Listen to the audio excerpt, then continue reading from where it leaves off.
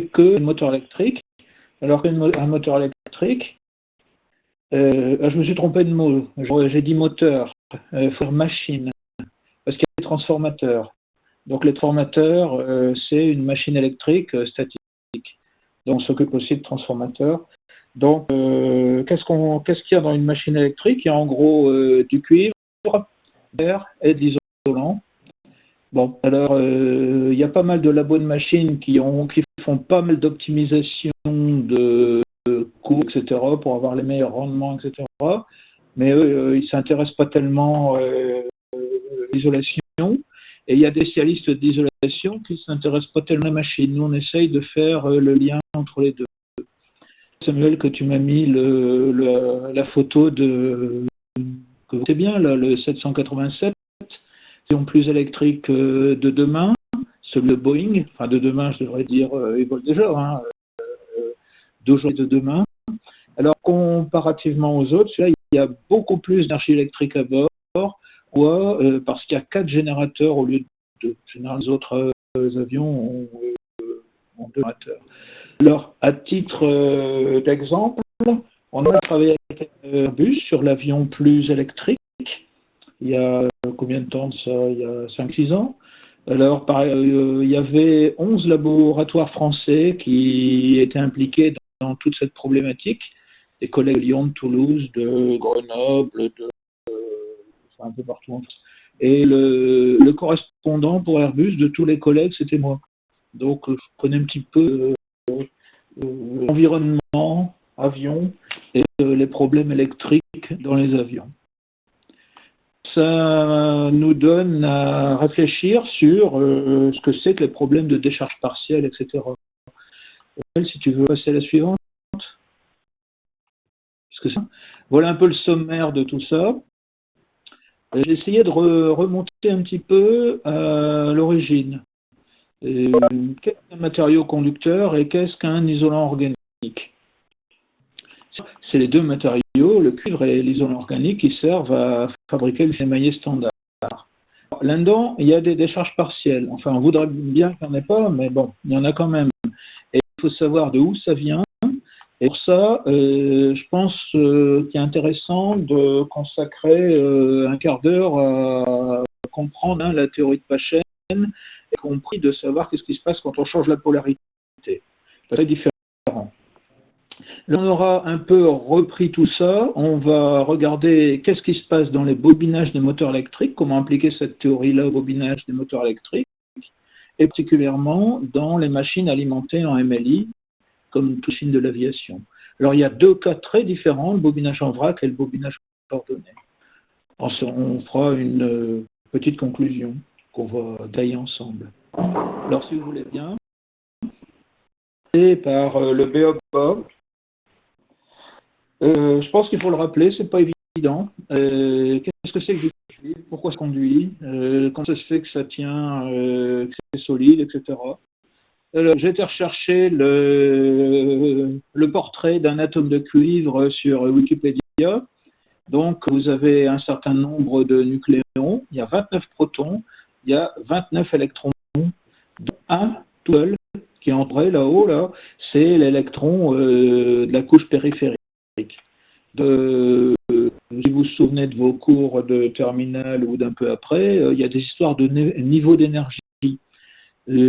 Quand on amène de l'énergie à un atome, on augmente le niveau d'énergie de ses électrons périphériques et donc il passe à la couche supérieure. Et le petit dernier, là, tout en haut, il ne tient pas tellement fort parce qu'il y a déjà un niveau d'énergie lui-même très important. Donc toute petite énergie supplémentaire fait qu'il s'évade. Et c'est ce qui se passe à température ambiante. Les électrons périphériques sont loin de leur noyau et ils se baladent librement dans le cristal de cuivre, partout dans le cuivre. Ça fait que globalement, il y a un nuage électronique qui est négatif et les atomes qui ont perdu l'électron, ils deviennent positifs. Et sont attirés par le nuage électronique. Alors là, il y a un petit problème, c'est que quand ils s'approchent de leur voisin qui lui aussi est positif, ben, ils sont repoussés. Tout ça fait un équilibre subtil qui a été très bien étudié par il y a longtemps, hein, ça date de 100 ans à peu près, hein, entre l'attraction globale par par le nuage électronique et la répulsion par les noyaux voisins, ils se mettent à une distance bien précise pour former un cristal. Alors, le cristal du cuivre, c'est un cristal cubique à face centrée. Si vous regardez le petit cube qui est à côté, là, sur la droite, chaque atome, c'est à une distance respectable de son voisin qui est petit a, et ça forme un cube. Et le côté, il met sa pointe le plus loin possible des pointes du cube d'à côté, donc en plein milieu de la face. Et tout ça, ça forme une structure très solide qui est le cuivre. Alors, si on parle à température ambiante, évidemment, quand on est à moins 250 degrés, il se passe d'autres choses. C'est la supraconductivité, pas trop dans le cuivre, mais dans d'autres matériaux. Et quand on se passe au-delà de la température de fusion, évidemment, le cuivre fond et la belle structure cristalline est cassée. Donc, quand on s'intéresse à du cuivre à température ambiante, il faut savoir qu'il y a un nuage électronique dedans et il se déplace en fonction du champ externe. Ça s'appelle la conduction électrique. Alors, ce beau nuage électronique, c'est vrai quasiment pour tous les métaux. Et donc tous les métaux sont conducteurs, quasiment tous les métaux, je ne connais pas d'exception. Et on va passer à l'isolant, c'est pas du tout la même structure. Donc un isolant, c'est un polymère, un isolant organique.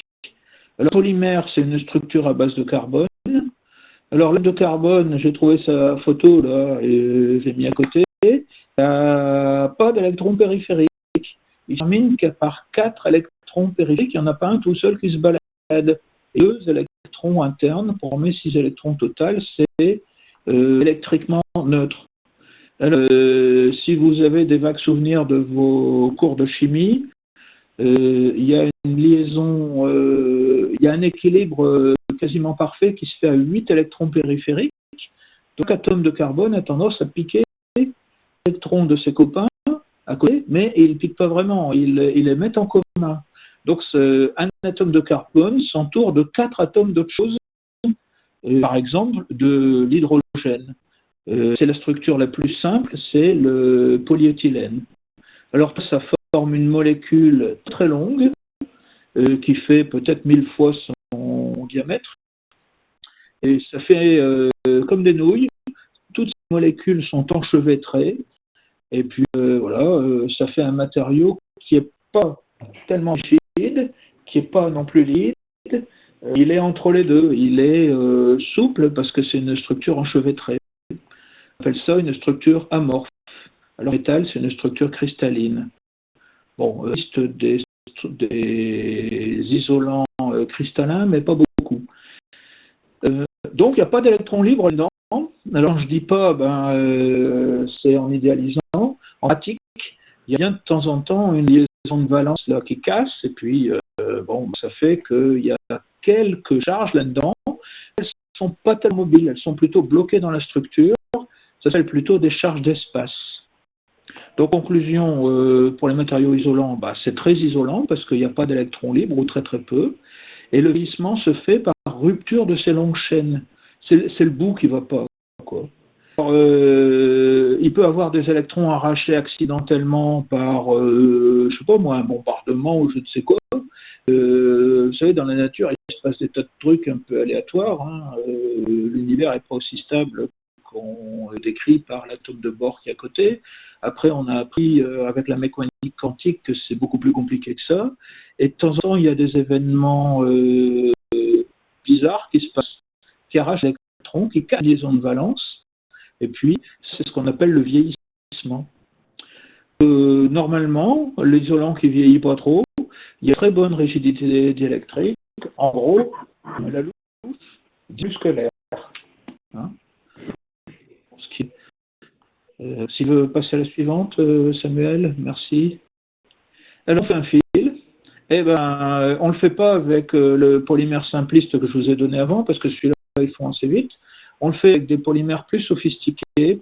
Généralement, il y a toujours 2 polymères, du polyestérimide, PI, et du polyamidimide, PAI. Alors le polyestérimide, il adhère bien au cuivre et le polyamidimide, il y a de meilleures caractéristiques mécaniques et il monte en température et ça permet d'obtenir une classe thermique assez élevée. Le que je vous ai montré là, c'est en gros la classe thermique 210. Ça dépend des constructeurs. Souvent, ils les vendent pour 210 degrés. Ça veut dire qu'il est capable de fonctionner pendant 20 000 heures à une température ambiante constante de 210 degrés. Alors, la microscopie, là, elle n'est pas terrible, mais on voit bien les deux couches, la PAI, PEI, et pour la faire, il faut emmener ça dans une résine, sinon on n'arrive pas à la mettre sous le microscope. Les épaisseurs sont normalisées. Plus le fil est fin, au plus la norme dit qu'il faut mettre peu d'isolant, et au plus il est épais, au plus on met d'isolant. L'ordre, c'est une paire de dizaines de microns, quoi. Alors, le résiduel entre les spires, c'est là le point faible, parce que cet isolant, il est environ 10 fois plus costaud que l'air résiduel. Donc, quand on commence à avoir des problèmes en montant en tension, c'est pas dans l'isolant, c'est dans l'air à côté. Alors, sur la diapo suivante, si vous voulez bien, c'est une photo qui vient d'une... je l'ai eu à un producteur de filets maillés. C'est le taux du bas de sa machine. Alors, dans cet exemple-là, vous voyez 4 fils un peu plus foncés et 7 un peu plus clairs. Ça fait 12 couches qui recouvrent le fil. Il y a 4 couches de PI et 7 couches de PAI. Alors ça, c'est le bas d'une tour qui fait, je sais pas moi, 10-15 mètres d'auteur. La couche qui fait très très peu, hein, il y a 11 couches pour faire une cinquantaine de microns, il y a à peu près 7-8 microns par couche. Donc il n'y a pas de bulle d'air entre deux. Ce serait vraiment un coup de malchance qui a un petit défaut en face. Hein. Donc, le fil monte dans un espèce de four vertical qui est très très haut, il est cuit, donc polymérisé. Polymérisé, ça veut dire que les monomères qui ne sont pas attachés ensemble, qui forment la structure chimique de base, sous l'action de la chaleur du four, s'agglutinent, se mettent ensemble pour former une grande chaîne. Et puis, ça devient un autre produit qui est un polymère à la place fabriqué à partir des monomères. On ne peut pas revenir en arrière. C'est ce que vous faites l'été quand vous mettez en peinture vos volets, mais enfin, vous déchez, mais c'est faux. Hein. Il faudrait dire polymériser. Si la bonne peinture, elle se polymérise, elle ne sèche pas. Alors, avant de passer, je ne sais pas, vous avez peut-être des questions ou quelque chose, des précisions à demander avant de passer à la théorie de Paschen? Si vous avez des questions, utilisez le chat ou là, si certains ont des questions déjà sur cette première phase, à les évoquer directement à l'oral. On vient de reparler de suite. Allez, on fait un petit peu de Paschen. Allez, c'est reparti. C'est bien. 1889. Alors, son prénom, mais enfin, vous allez chercher dans le dictionnaire, vous allez le trouver. Je pense que c'est Aloïs, mais je ne suis pas sûr. Donc, imaginez un peu 1889, il n'y avait pas d'oscilloscope à 4 voies pour enregistrer tous les trucs. Hein. Donc, il faisait des mesures avec les moyens du bord. Alors, il y avait quand même des sources de tension et il y avait surtout beaucoup d'ingéniosité pour mesurer tout ça. Alors, lui, il a une idée pratique, assez basique. Il dit, bon, c'est pas compliqué, je vais mettre 2 plaques parallèles de cuivre.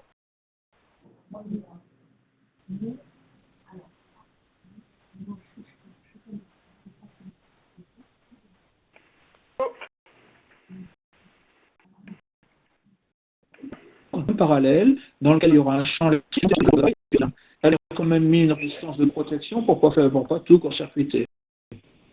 Ça commence à ioniser, ça tourne mal, ça se transforme en arc et court-circuit. Hein, vous avez tous vu des gens qui soudaient de l'acier. Hein. On ne limite pas le courant, on laisse le courant jusqu'à la fusion. Alors la chaîne, il s'est arrangé pour ne pas tout faire exploser. Alors, l'idée, c'est très simple. En fait, il y en a 4. La pression du gaz, ça correspond au nombre de molécules de gaz qu'il y a dans sa bouteille, donc pour unité de volume. Donc, il agit sur le nombre moyen. Alors, il faut bien imaginer qu'on est à température ambiante. Donc, un gaz à température ambiante, c'est quoi? C'est une espèce de punching ball avec les molécules qui se rebondissent toutes l'une sur l'autre. Et puis, elles rebondissent dans tous les sens. Et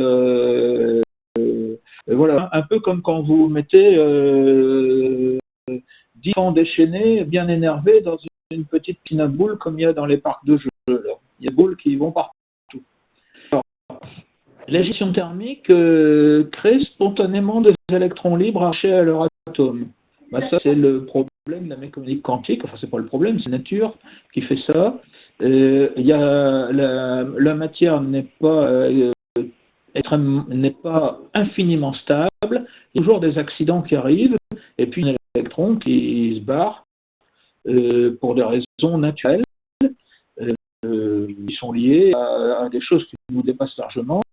La mécanique quantique, notamment, l'agitation thermique, le rayonnement qui vient d'un peu partout, etc. Donc, dans le champ électrique, cet électron est attiré, donc il est attiré par le plus,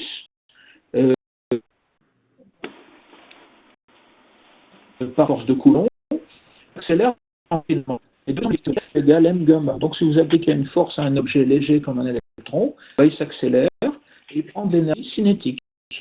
Il y a toutes les chances qui entre en collision avec une molécule d'un gaz qui se balade. Alors, de deux l'une, ou la collision est faible, lorsqu'elle ne passe rien, et l'électron, il rebondit un peu sur la molécule qui est neutre, et puis c'est pas rien du tout. Vous êtes en dessous du seuil de décharge. Et s'il y a plus d'énergie, l'électron vient abîmer cette molécule. La diapo suivante montre ce qui se passe. Voilà. Alors, l'électron qui a heurté une molécule, il peut arracher des électrons. 1, 2, 3, un certain nombre, ça dépend de l'énergie du choc. Alors, la molécule qui a perdu des électrons, elle vient un ion plus, donc elle se met à s'accélérer dans la direction du champ, et les électrons libérés se mettent à s'accélérer dans la direction inverse du champ. Donc là, c'est ce qu'on appelle l'avalanche électronique. Si les électrons issus de la collision viennent créer d'autres collisions, avec le même résultat, vous avez un effet boule de neige, comme on dit, donc un effet d'avalanche. Alors, un effet d'avalanche, ça ne se contrôle pas, ça se transforme en arc électrique, et puis, la bouteille de Paschen, si le courant n'est pas limité, il y a beaucoup de puissance, et ça explose. Alors, la diapo suivante vous résume un petit peu tout ça. Alors, lui, il a mis tout ça sous forme de courbe. Alors, la courbe, c'est ce qu'on appelle la courbe de Paschen. Alors, à l'époque, on ne parlait pas en bar, on parlait en tore. Un tore, ça correspond à une hauteur, de hauteur de 1 mm de mercure sur le baromètre de Torricelli. C'est lui qui a découvert la pression atmosphérique. Les thermomètres qu'il y a encore dans les collections, dans les musées, des trucs comme ça, c'est un tube de mercure qui fait à peu près 1 mètre d'auteur, il y a du vide en haut du tube, il est recourbé en bas, et il y a une petite réserve de mercure qui a l'air libre, et le poids du mercure compense la pression atmosphérique. Donc c'est là que Paschen mesurait sa pression.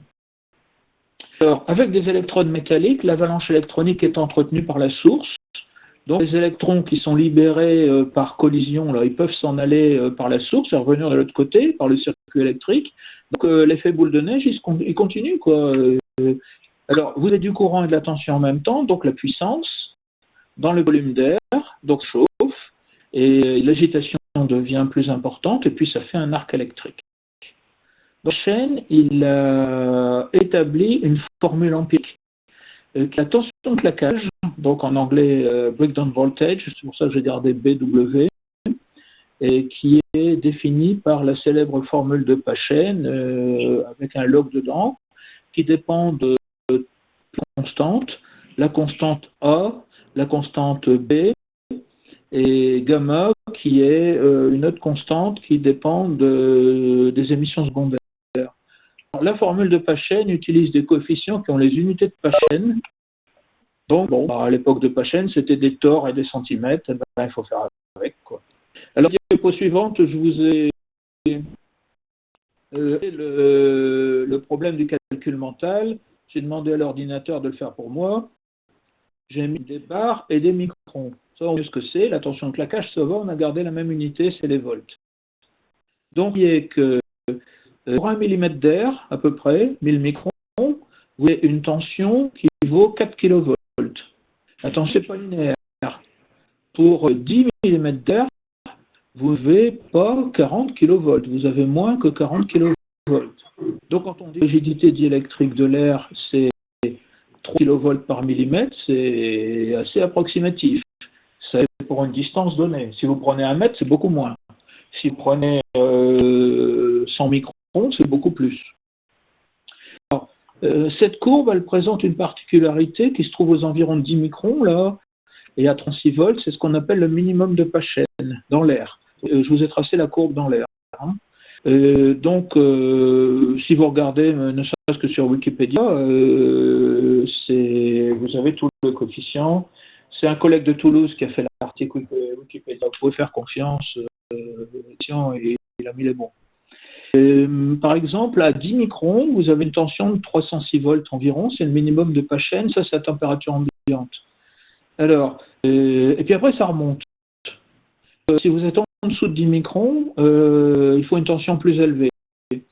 Alors ça s'explique par le fait que si les distances sont toutes petites, les électrons, ils n'ont pas la place pour s'accélérer. N'oubliez, c'est une force, donc une accélération. S'ils en collision avec l'électrode avant d'avoir eu le temps d'accélérer, ben, il ne se passe rien, ils s'envoient tout de suite dans l'électrode et puis c'est tout. Pas le temps de faire exploser une autre molécule sur sa route. De même, sa pression, rien. Si vous avez presque pas de molécules d'air, donc je devrais pas dire molécules d'air, parce que l'air est formé de molécules d'oxygène, d'azote et puis de quelques autres molécules.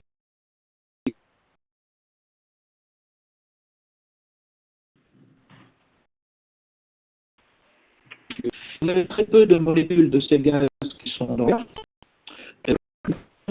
Fort beaucoup, à peine accéléré, il va venir se collisionner dans une molécule et il n'y aura pas le temps de s'accélérer. Donc, pression, c'est un facteur important. C'est pour ça que l'échelle horizontale, c'est en pression fois distance. Donc, bar multiplié par des micromètres. Alors, quand vous diminuez la pression dans les avions, à pression réduite, les distances sont plus grandes, et puis vous allez avoir la même tension de claquage pour des distances beaucoup plus grandes. Donc les basses pressions, ça ne nous intéresse pas trop, ça isole moins bien. Sauf si on arrive à faire carrément le vide. Si vous mettez une pression quasiment nulle, là, carrément à gauche de la courbe, là ça remonte, mais ces pressions sont extrêmement faibles. Dans l'espace, c'est pas notre cas. Nous, dans les pressions qui sont dans les avions, malheureusement, on est encore du mauvais côté de ce minimum de Paschen pour distance usuelle. C'est pas gros. Quand même, hein. Alors, la diapo suivante, si vous voulez bien. Bon, alors, nous, on a de l'électrode nue. Enfin, normalement, non. Dans un port, on évite les fils tout nus. Et les câblages et les bornes de connexion, on les met bien loin les unes des autres pour être sûr d'avoir des plus grandes distances. Alors, quand on a des isolants sur fil, on peut reprendre l'expérience de Paschen, qui est relativement simple.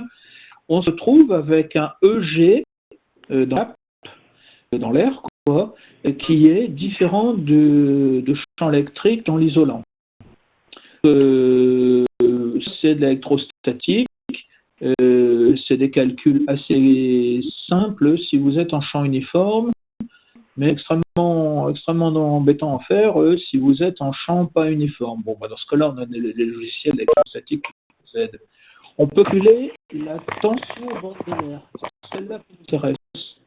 Alors la tension au bord de l'air, G, elle est donnée par cette formule qui est posée sur Donc, par contre, il y a quelque chose qui est fondamentalement différent.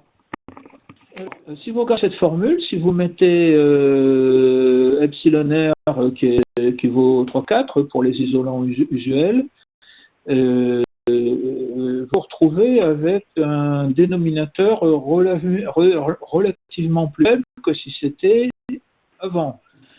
Sans avec de l'air. Vous avez epsilon R égale 1 et la distance entre les électrodes c'était 2dI plus dG. Vous avez une certaine tension dans l'air qui va élever. Alors maintenant, si vous mettez epsilon R, eh ben, ça va diminuer cette tension. C'est-à-dire que le fait de mettre un isolant, ça concentre les contraintes dans l'air. Il faut savoir, quand on pense mettre une épaisseur d'isolant pour arranger les choses, ben, on les dégrade plutôt, parce qu'on concentre les contraintes dans l'air à côté. Alors du coup, il faudrait mettre de l'isolant partout, et jamais la moindre petite bulle d'air. Si la courbe de Paschen vous montre que votre bulle d'air, vous avez droit à 10 microns quand même. En 10 microns, il ne se passe pas grand-chose. Vous êtes de l'autre côté de la courbe de Paschen, donc si vous avez une bulle de 10 microns, ça va. Mais bon, 10 microns, c'est pas gros.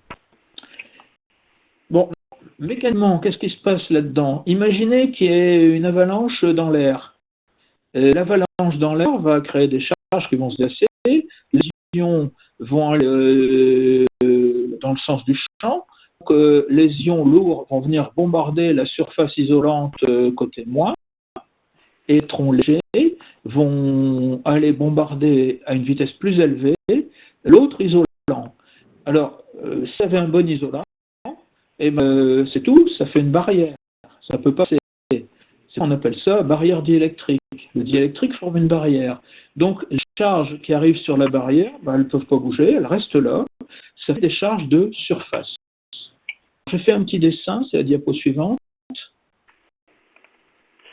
Je me permets, Daniel, par rapport au timing, on est à 13h, il reste une demi-heure pour voir aussi les à côté applicatifs par la suite. Je vais passer. Bon, d'accord, je vais accélérer. Merci. Samuel.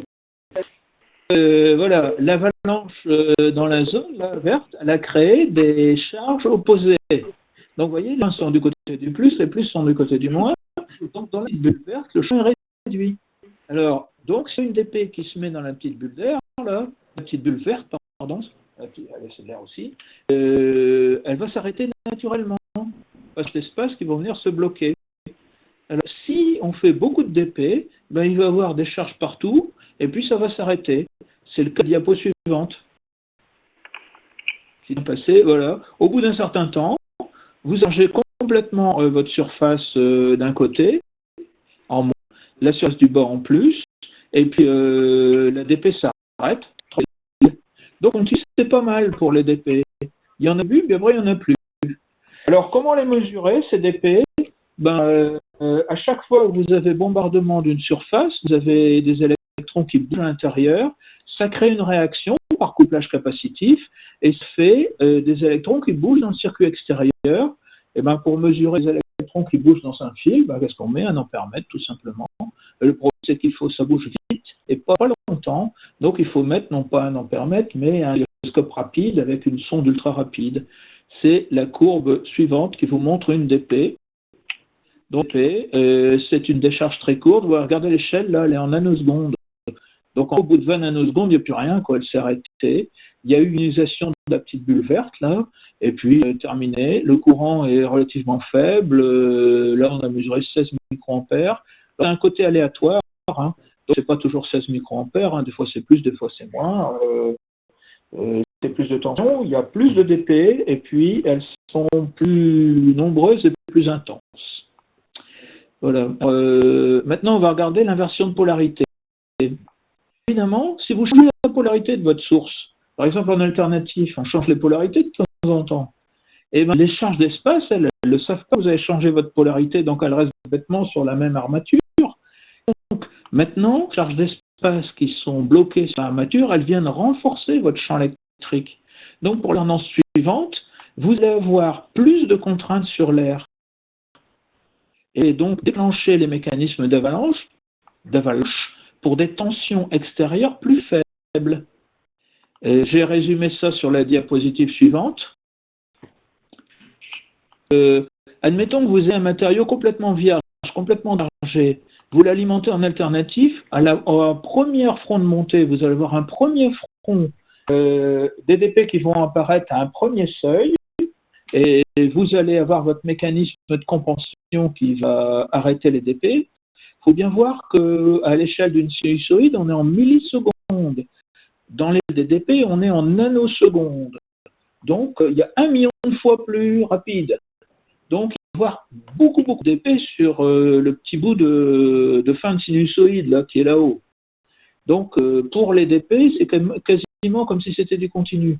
Alors, quand vous êtes décroissant, il n'y a plus de DP parce que vous avez le champ électrique créé par les charges d'espace qui a arrêté tout ça, et vous devez inverser, et vous arrivez à un second seuil qui évoque le premier et qui prend en compte les charges accumulées. Vous avez le phénomène qui se reproduit tout le temps à l'inversion. Le même, c'est que la première mesure, on ne la voit jamais, quoi. Et quand on fait une mesure en alternative, on ne peut pas avoir la première décharge, à moins de tout synchroniser. Il y a des régimes transitoires et tout ça, c'est pas possible. Donc, ce qu'on appelle le P dérivé, c'est ce deuxième seuil, le Partial Discharge Inception Voltage. S'il te plaît, on va peut-être passer directement en moteur électrique. Bon, là, ça va être plus concret, mais vous avez bien tout ça en tête. Bon, vous avez voyé le bobinage des moteurs électriques. Alors, on teste ça sur des éprouvettes torsadées qu'on fait selon la norme dont j'ai oublié le numéro, avec la petite machine qui est là. On passe à la suivante, s'il te plaît. Bon, c'est l'éprouvette sous test. Donc, il faut une mesure des pics de courant par un petit appareil qu'on achète chez le fabricant de mesureurs de DP. Donc, la boîte utile, c'est la plus petite boîte. Il faut la connecter en CI avec des fils très courts. Puis après, vous avez des fils BNC, machin, tout ça, qui ramènent l'information à l'appareil. Et ils ramènent quoi à l'appareil? Simplement la valeur crête. Donc, on ne mesure pas vraiment la courbe de DP, comme je l'ai présenté précédemment. Celle-là, je l'ai mesurée avec un oscilloscope. Là, on mesure simplement une valeur crête. Et puis, on compte les DP plutôt qu'autre chose. Alors, ici, ce qu'on obtient sur des fils. Là, on a fait des essais sur une éprouvette de 3 diamètres différents. 0,3 mm, 0,71, 1,25. Les écarts types sont relativement faibles, donc on peut regarder directement la moyenne. Vous voyez, le fil est plus gros, on a un PDIV plus élevé. Alors pourquoi? Tout simplement parce qu'il y a un petit peu plus d'isolant. Ça, c'est la première raison, mais ce n'est pas la principale. La principale, c'est que le plus gros fil, il est moins incurvé.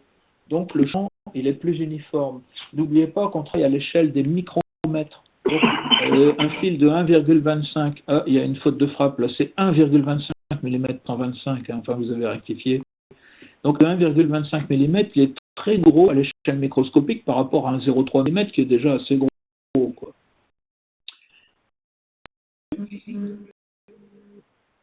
Alors, ce qui se passe à l'échelle microscopique.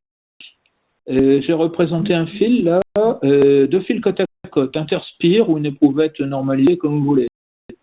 Donc, le fil de cuivre, à un moment donné, sur les sinusoïdes, si je fais une photo, donc à l'échelle des nanosecondes, la tension ne bouge pas, le 50 Hz c'est très lent. Vous avez des champs électriques, etc. Et la carte que je vous ai donnée, c'est les potentiels. Donc, bleu, c'est côté moins, rouge, c'est côté plus, et au milieu, dans le vert, etc., là, vous êtes à peu près à 0 volts. La différence de potentiel, elle est à comparer avec la courbe de Paschen et la distance. Là, j'ai fait une ligne droite, mais en fait, il faudrait prendre une ligne courbe qui suit la ligne de champ. Bon, pour que ce soit plus simple, on prend une ligne droite, c'est pas trop loin de la ligne courbe. Si vous comparez par rapport à la courbe de Paschen, c'est la diapo suivante, si tu veux. Donc, en haut, ouais, vous êtes là, en haut, vous avez un D qui est très grand, donc vous avez le point qui est complètement à droite de la courbe de Paschen, vous êtes en dessous, il ne se passe rien, tranquille, vous êtes en dessous. Et côté, aux environs des, quand ça touche, ou presque ça touche juste un peu au-dessus du point de contact, vous avez des distances très faibles et les tensions sont très faibles. Regardez, vous êtes entre le vert tournant largement un petit vers le bleu au vert qui tourne un petit peu vers le jaune. Donc il n'y a pas de différence entre ces deux trucs-là. Donc c'est la croix qui est complètement gauche. Au milieu, là, vers le milieu, vous avez vers 100 microns, là tiens, 100 mm, vers 100 mm, vous avez une zone propice. Hein, les TP se produiront dans cette zone-là qui n'est pas trop près du point de contact et pas trop loin. Alors, la diapo suivante, c'est une mesure expérimentale qu'on a pu faire au labo. Alors, on a du mal à la faire parce qu'il faut couper au bon endroit pour faire la microscopie au bon endroit. Alors, une éprouvette torsadée qu'on a fait vieillir longtemps pour des bombardements électroniques et ioniques assez forts qui sortent de temps en temps. Vous remarquez qu'au milieu, la couche elle est intacte, il n'y en a pas eu, et ça fait des petits creux à certaines distances. Donc, ça va péter là. Alors, si vous êtes à une plus grande distance, eh ben, il n'y a pas trop d'érosion, il ne se passe rien. Donc, si vous voulez imprégner votre fil comme il faut, c'est pas la peine de mettre du vernis là où il y a plein de place. Il faut mettre le vernis à environ 20-30 microns du point de contact. Alors, pour le mettre. Hein, c'est ça qui n'est pas évident. Alors, nous, on a expérimenté des trucs avec des fils qui sont thermocollants. Alors, les fils thermocollants, comme vous connaissez tous, il y a le PEI, le PAI, et au-dessus, il y a une troisième couche qui est aussi un polymère, mais qui n'est pas tout à fait polymérisé, qui est à moitié polymérisé et qui est encore un peu mou. Alors, quand on fait des éprouvettes avec du fil thermocollant, il y a une force qui écrase ces couches qui sont un peu molles, et quand on met dans le four, la couche molle déborde. Alors, s'il y a suffisamment de couches molles qui débordent, eh bien, elle vient se mettre dans les petits creux, là où c'est problématique, à 10-20 microns. Alors, on fait des essais, on a pas mal d'essais sur des machines, sur des transfos et tout ça. Et on l'a pas fait l'imprégnation nous-mêmes parce qu'on n'est pas des champions de l'imprégnation, on l'a fait faire à droite à gauche par des gens qui ont l'habitude. Et puis on a fait les mêmes essais sur des moteurs faits avec des fils autocollants, là, les bobinages thermocollables, et on a trouvé des résultats meilleurs en termes de PDIV sur les moteurs thermocollants que sur les moteurs imprégnés par des spécialistes. Donc c'est une piste de recherche à réfléchir. Alors, la suivante, c'est ce qui se passe quand on a des DP. Là, on est allé comme des malades. Hein. On a une tension très élevée, donc on a mis 2 fois le PDIV, et on a fait en sinusoïdal à 30 kHz pour que l'inversion de polarité se répète très souvent. Au début, vous voyez, c'est le courant. Il ne se passe rien, il y a une sinusoïde normale avec des petits parasites qu'on voit toujours. Après, vous voyez les parasites qu'on voit toujours, finalement, ils s'additionnent. Et au bout de 15-20 minutes, notre éprouvette commence à être bleue et à 38 minutes, toc, elle est morte. Donc, il y a eu quelque part à force de creuser, on a atteint le cuivre et puis là, c'est mort. L'éprouvette qui est morte, on ne sait pas où elle est morte. Hein, c'est microscopique. Quand on regarde à l'œil nu, on voit rien. Et si on regarde au microscope, on ne sait pas où regarder. C'est ça le problème. Donc c'est vraiment une rupture microscopique. Il faut avoir de la chance pour la voir, cette coupure microscopique. Alors on va passer au cas des moteurs alimentaires MLI, si vous voulez, à moins que vous ayez envie de faire le point pour les questions.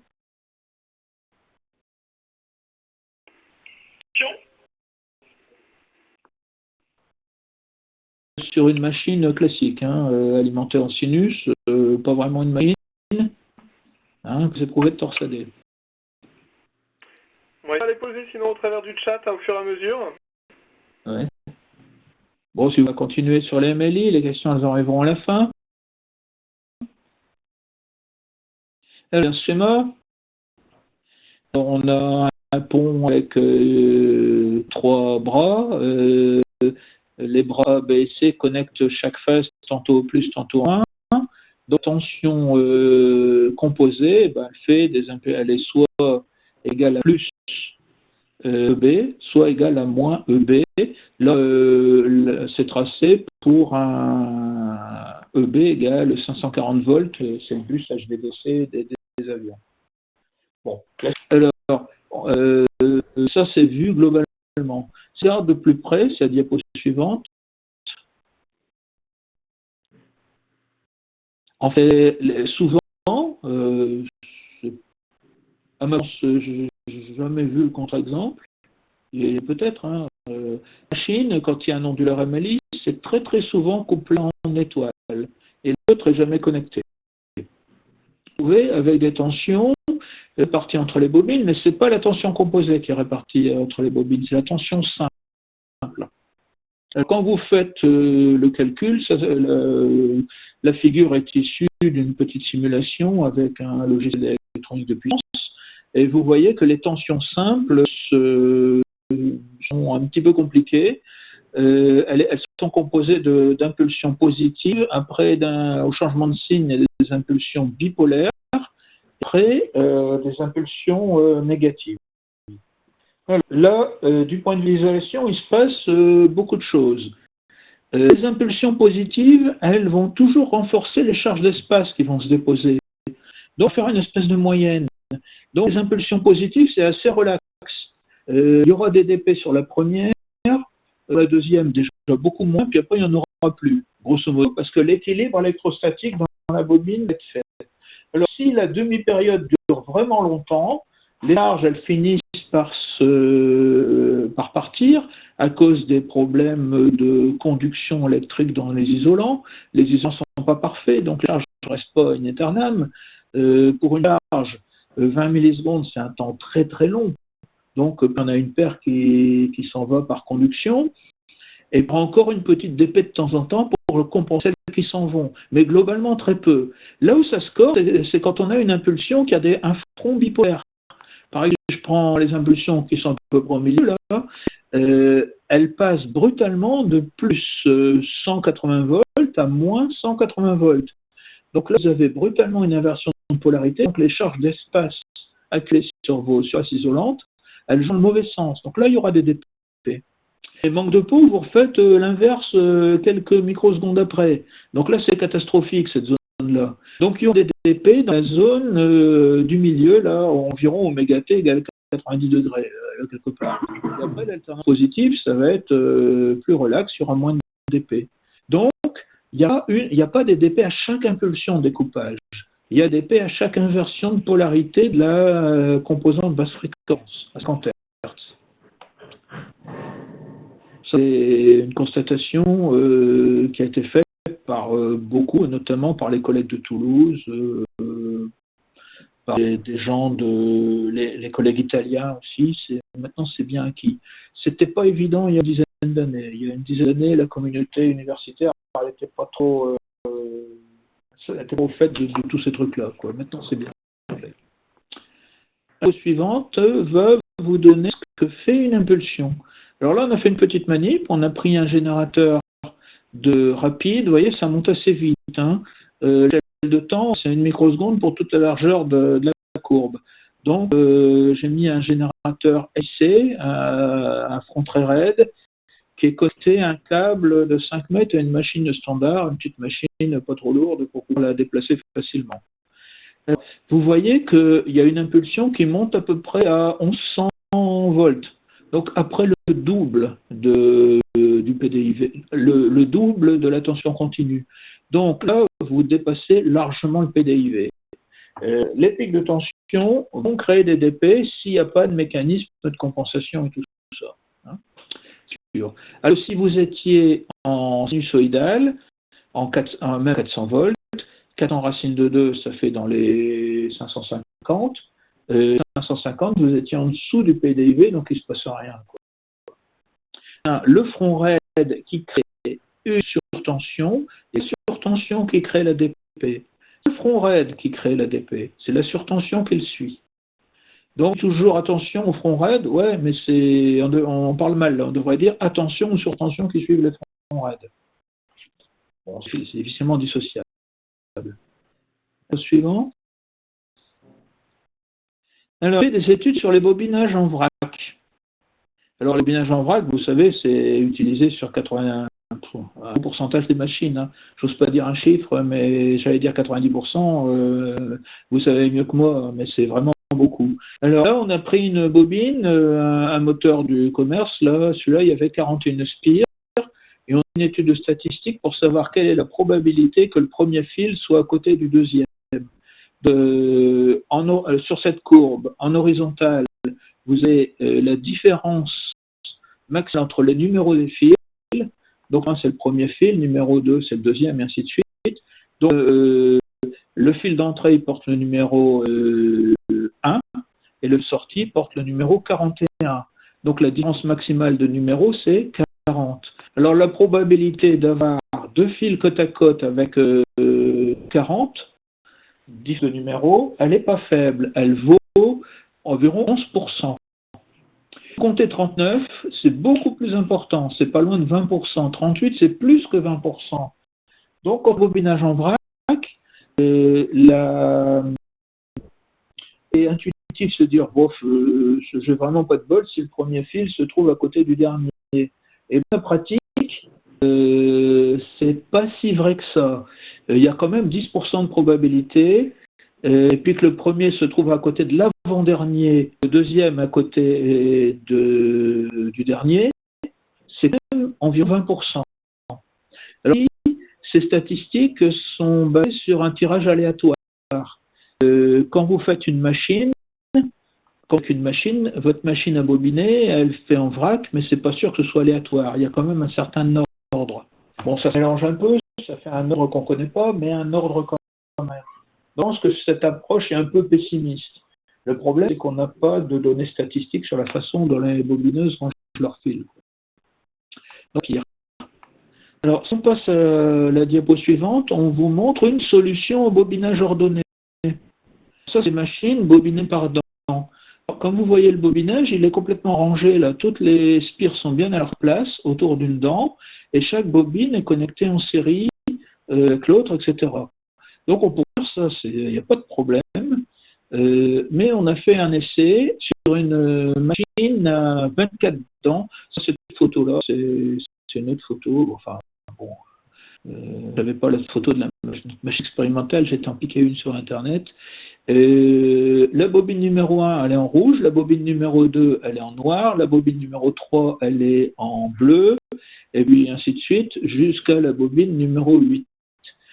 Chaque phase est alimentée par une impulsion qui fait 360 volts, et vous voyez que la bobine numéro 1 et 2, elles prennent des pics de tension qui sont assez élevés, alors que la bobine numéro 3, c'est beaucoup plus bas, une centaine de volts, et puis celles qui sont plus loin, elles prennent presque rien. Elles montent tranquillement à leur régime permanent qui est aux environs de 45 volts. Donc le bobinage ordonné, c'est une solution, mais il faut quand même renforcer, faire attention aux premières bobines. Alors là, vous voyez que les pics de tension sont de l'ordre de 300-350 volts, bien inférieur à 400. N'oubliez pas que le PDIV est aux environs de 600. Donc ça va, on est là.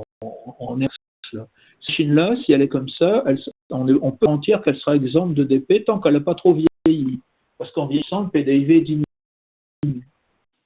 Donc là, je ne sais pas si vous avez des questions. Maintenant, j'ai à peu près fini l'exposé. Ou un peu long, excusez-moi. Ah ben non, encore une diapo. Oh, pardon. Oui, on va passer vite. On peut simuler tout ça. On peut essayer tout ça avec des circuits équivalents. Les capacités de mode commun ont une grande importance et on fait des schémas équivalents de chaque bobine et on met ça dans des solvers SPICE. Alors j'ai dû vous mettre le résultat à la fin. La diapo, ça doit être le résultat de la simulation. Voilà. Donc la tension d'entrée, elle devient énorme. Par contre, ça fait des pics importants. Par contre, la bobine 1, c'est un peu moins, la bobine 2, c'est encore moins, et ainsi de suite. Ça affirme les résultats expérimentaux qu'il y avait tout à l'heure. mais on peut simuler tout ça. Alors pour atténuer tout ça, on peut agir sur les capas de mode commun en essayant de diminuer. Donc quand on augmente l'épaisseur d'isolant entre la bobine et la carcasse, on diminue la capa de mode commun et on diminue les contraintes sur l'isolation interspire. Intuitivement, c'est pas évident. On arrange tout, quoi.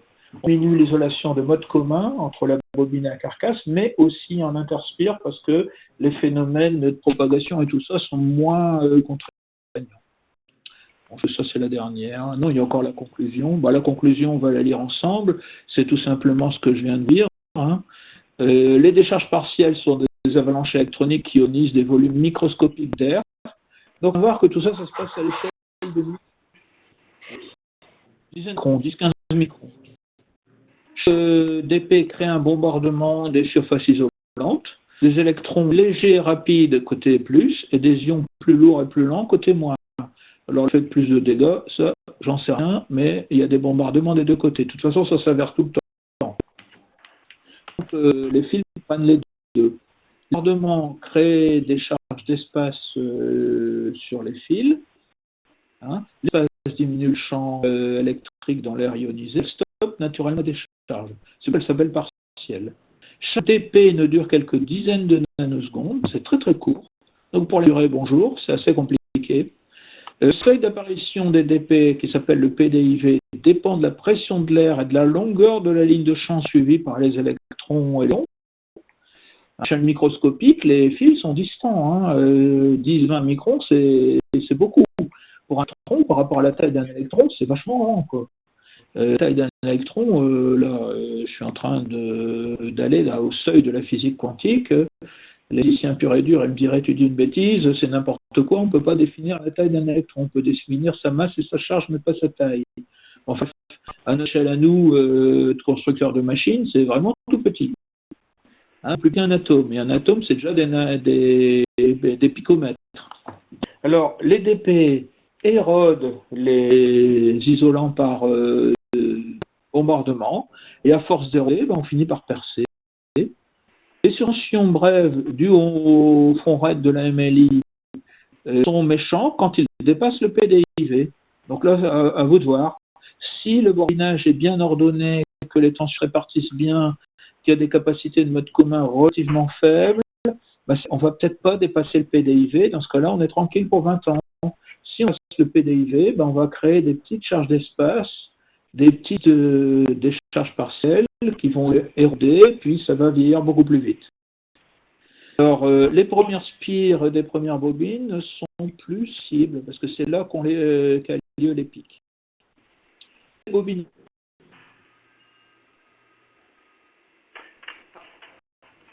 Daniel? Réalisé avec des PDIV comme cool. Donc j'arrête. Merci beaucoup, Daniel. Je parle trop longtemps, c'est ça? Non, on va avoir moins de temps pour l'échange. Est-ce que vous avez des questions du coup, des échanges, des interrogations? Profitez-en, Daniel Roger est disponible. Alors sur le chat, ou si quelqu'un veut directement prendre la parole, n'hésitez pas. Sur la première question qui est difficile. C'est pas grave.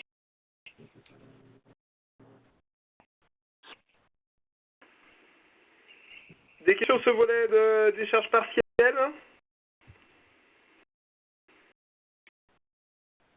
Je pense que pour digérer tout ça. Alors on va vous renvoyer les planches en attendant que les questions puissent venir. Je retransmettrai également les coordonnées de Daniel Roger de façon à ce que si vous souhaitez prendre contact avec lui, vous puissiez.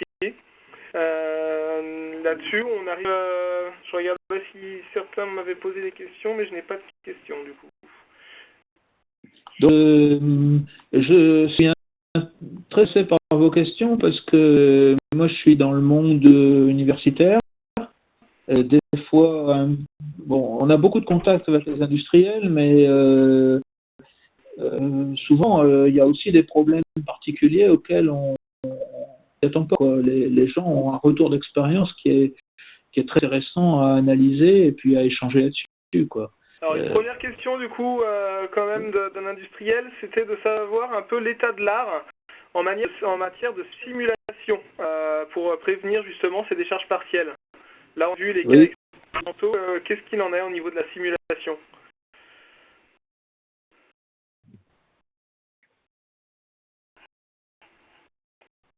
Ah, je ne sais pas si vous avez la même chose que moi, mais moi, je ne reçois rien.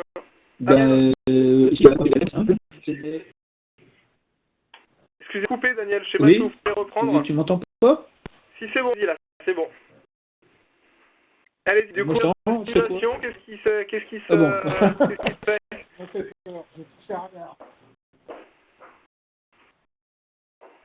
Donc, si tout le monde m'entend, je peux continuer à parler. Oui. Sur la simulation, elle a assez peu de choses, effectivement. Tous les logiciels d'électrostatique ont des problèmes, peuvent simuler tout ça. C'est pas très compliqué de point de vue d'électrostatique, mais ça devient compliqué quand on a des charges d'espace qui viennent se poser sur les fils. Donc, le logiciel d'électrostatique fonctionne bien pour la première décharge, celle qui apparaît quand on n'a pas de charge d'espace qui se dépose sur les fils. Mais ça, déjà pas mal, parce que ça donne une idée quand même. Alors, les logiciels permettent de situer l'endroit où il faut mettre du vernis, l'endroit où il faut mettre quelque chose pour éliminer l'air. Le grand, c'est l'air, parce que les polymères sont environ 10 fois meilleurs que l'air. Il y a des polymères, il n'y a aucun problème. C'est l'huile d'air et les petites distances entre les spires. Donc, point de vue logiciel, je dirais, c'est le logiciel d'électrostatique, ils le font tous. Seulement, le problème, c'est que pour les utiliser, on a un petit problème, c'est qu'il faut définir la géométrie du bobinage à l'échelle des microns. Pour définir la géométrie des bobinages à l'échelle de microns, c'est coton. Alors, il y a une autre approche qui est une approche plus...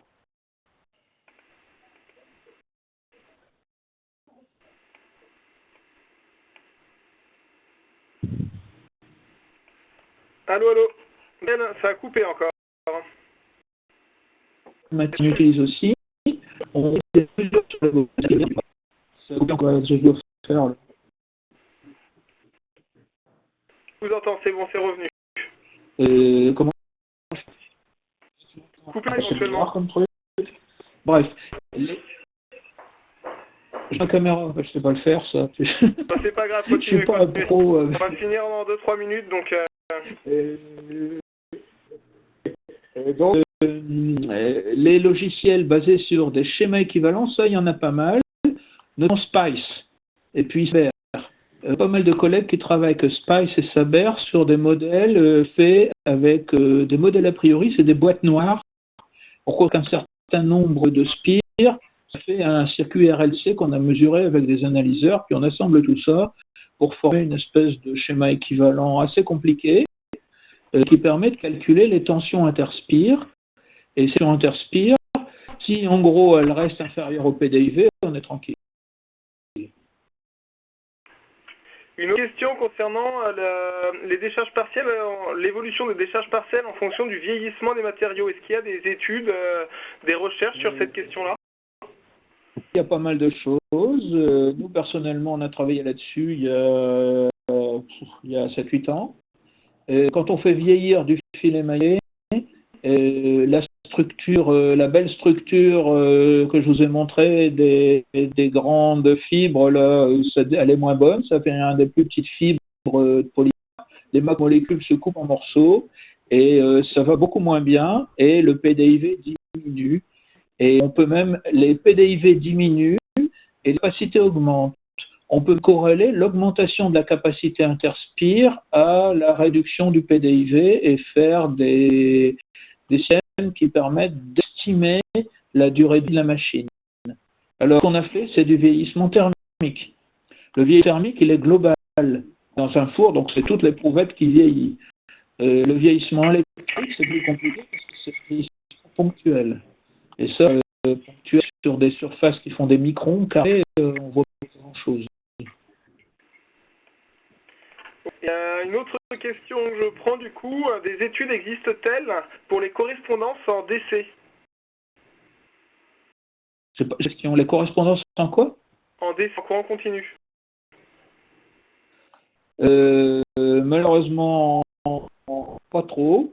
Il y a des théories que je viens d'expliquer qui montrent que c'est plus relax en continu. Alors, ça joue sur deux choses.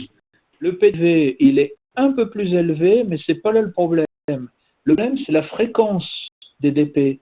En continu, vous avez une petite activité tranquille, un peu aléatoire, qui intervient tout le temps. Et en alternatif, elle est bien concentrée un petit peu avant la crête de chaque alternance et elle se répète plus. Alors, jusqu'à présent, les DP ont été pas mal étudiés par les collègues qui s'occupent de grandes machines, surveillance des alternateurs et tous ces trucs-là. Et tout ça fonctionne essentiellement en alternatif. Il n'y a pas beaucoup d'études sur les DP en continu. Ça, je suis bien d'accord avec vous. Et c'est un problème. Et une dernière question, du coup, avant de clôturer. Y a-t-il des différences majeures entre les fils émaillés et les conducteurs multibrins isolés? C'est le jour et la nuit. Les fils émaillés sont recouverts d'une très fine couche de PAI, PEI, là, comme je me suis trompé dans l'ordre. PEI en premier, PI en dernier, pour une épaisseur totale de 50 microns, quelque chose comme ça. Le fil multibrin, il est fait à l'extrudeuse. C'est-à-dire qu'on met autour un polymère, par exemple du PVC, ou autre chose, qui est en épaisseur beaucoup plus grande. Là, on parle de 200-300 microns. Donc, c'est du tout le même produit. Les erreurs n'ont rien à voir. C'est un impact complètement différent sur la décharge partielle. Les épaisseurs sont plus grandes. Les fils, les cœurs sont plus éloignés. Ça ne veut pas dire que le champ dans l'air soit beaucoup plus faible. Ça dépend de la permittivité relative. Donc, ça, il faut voir. Mais toujours est-il que comme il y a plus d'épaisseur à creuser, les DP vont mettre plus longtemps à atteindre le cuivre. Si vous voulez creuser 40 microns, 200 microns, c'est pas pareil. Hein. Mais mettez-vous à l'échelle. C'est comme si on devait faire un trou avec notre petite burin et marteau dans un mur d'1 mètre ou dans un mur de 20 cm. Hein. C'est pas pareil. Écoutez, je vous remercie beaucoup sur les questions, les échanges. N'hésitez pas, si vous avez d'autres questions qui vous viennent par la suite, à échanger directement avec Daniel Roger. Je pense qu'il sera un plaisir de pouvoir vous répondre. Merci à tous. Merci beaucoup, Daniel Roger. Merci au LS2E et au Pôle Médé d'avoir pu faire ce Tech Hour. Je vous souhaite un excellent après-midi et puis je vous envoie les éléments prochainement, du coup, le PDF. Merci à toi. Au revoir. Au revoir. Bonne journée.